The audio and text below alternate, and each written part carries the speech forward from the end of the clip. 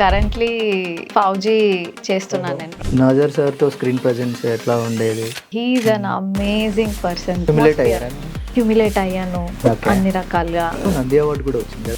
Yeah, casting couch గురించి మాట్లాడదాం. Like when me too movement has started, దాని నుంచి చాలా థింగ్స్ బయటకు వచ్చినాయి. మలయాళం ఇండస్ట్రీ చూసుకుంటే మంజు వారియర్ కానీ లేదంటే భావన కానీ they are ready to do anything for the character. మీరేమైనా ఫేస్ చేశారా? I was not expecting this at all. హిందీలో ఎలా ఎంట్రీ ఎట్లా అదైంది? స్టేజ్ ప్లేకి ఏదో ప్రాక్టీస్ చేస్తూ ఉన్నాను నేను, వాళ్ళ నుంచే కాల్ వచ్చింది నాకు. నేను షాక్ అయ్యి, అసలు నా పోర్ట్ఫోలియో అక్కడి వరకు ఎట్లా వెళ్ళింది అనేసి. వెబ్ సిరీస్లో లీడ్ రోల్ అనుకుంటా కదా? ఎవరు చెప్తున్నారు మీకు ఇవన్నీ?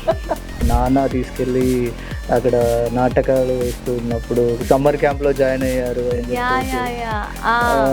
అది ఏంటది?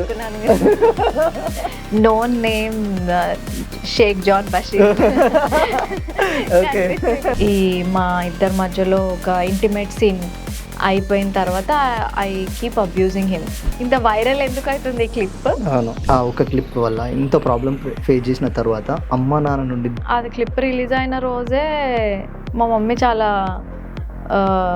ఏమంటారు భయపడి తిట్టి చాలా చాలా చేసింది. నాకు మా డాడీ ఇంటికి వస్తున్నానంటే భయం వేస్తుంది. ఇప్పుడు ఎంత తీసుకుంటున్నారు రెమ్యునరేషన్? సీరియస్లీ ఇట్లాంటి విషయాల్లో ఎవరైనా నిజం చెప్తారు. లాస్ట్ ఫౌజీకి ఎంత తీసుకున్నారు? చెప్పను. I'm living it today. I'm able to act, I'm able to perform, I'm able to do films, I'm able to do plays. Itself is a success for me. మై అందాహు, మై బాగ్ నై సక్తా, మై లన్నా సక్తా అని ఒకటి అసలు ఆ సినిమాకి హైలైట్ డైలాగ్ అది.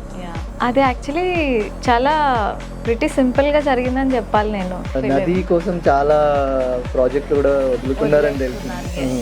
చాలా వచ్చినట్టు వదిలేసుకుంటూ ఉండే. బికాజ్ అగైన్ నాకు సినిమా చేయడం కన్నా ఆ process of making that film or being that play చాలా ఇష్టం. సోషల్ మీడియా ఇన్ఫ్లుయెన్సర్స్ ఎఫెక్ట్ ఉంది ఇండస్ట్రీలో.